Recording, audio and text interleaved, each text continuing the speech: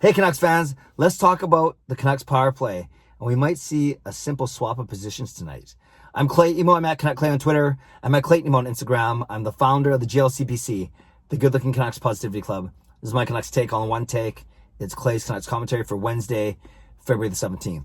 This is where you get Canucks insight that's positive and timely. I want to give a shout out to my Hall of Fame members, Jens95, simalexander, Just Incredible, and nucksfan number 29. Thanks for your support, and thanks to the support of all members of all levels. I appreciate you very much. If you want to join the CCC Crew, press the join button underneath any of my videos or look at the memberships tab on my YouTube channel.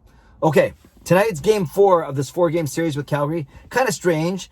3 games at home and then a 1-game road trip to Calgary to finish off the series. And then the Canucks go back home to play, to start a new series on Friday against Winnipeg. So I'm not sure, kind of weird, right? To go 3 at home and then 1 away. Why didn't they just do 4 at home or just do 3 and then start the next series? But whatever, they're in Calgary for 1 game.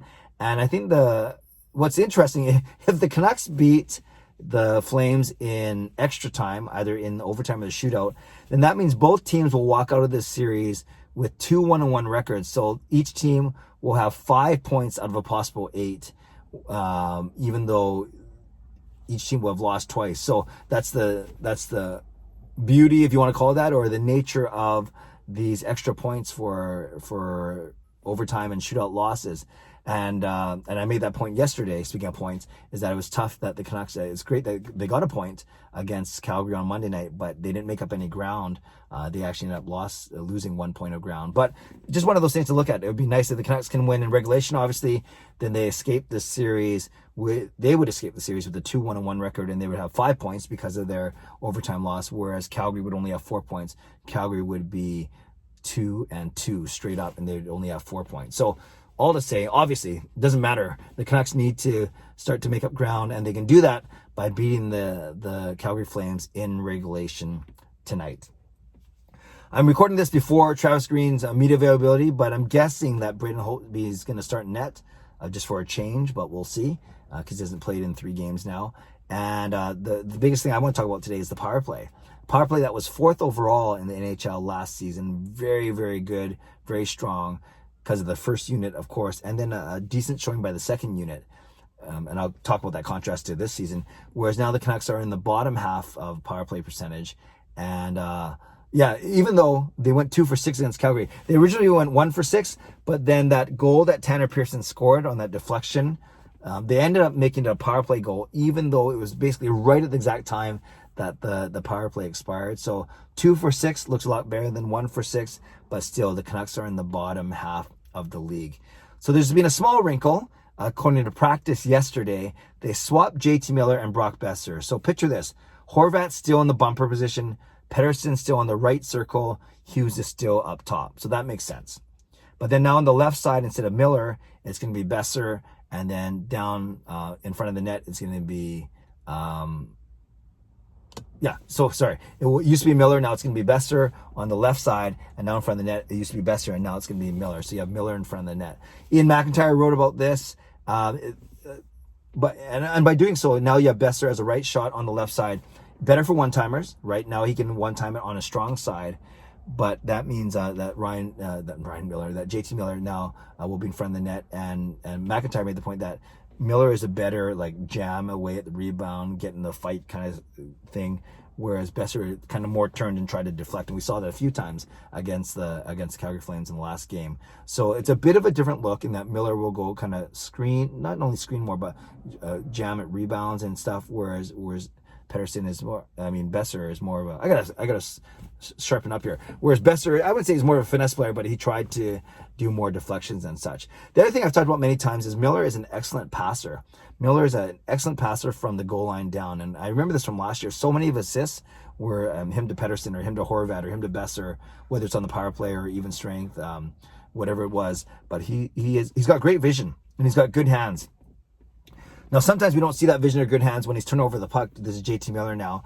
And that's one thing, what they started to do in the bubble, in the postseason last year, is when they swapped Miller and Boeser and let Miller play on the left side, you would always see this. He would come up, he would come to the blue line, sometimes out the blue line, curl, and then start skating what they call downhill towards the net. And then Hughes would then find him and then that would set up Miller for either a wrist shot, a pass back, across to Pettersson, or Miller was getting this habit of doing this cute little back pass to Hughes. Well, many teams have scouted that now, and he's been turning the puck over a little bit more on the power play.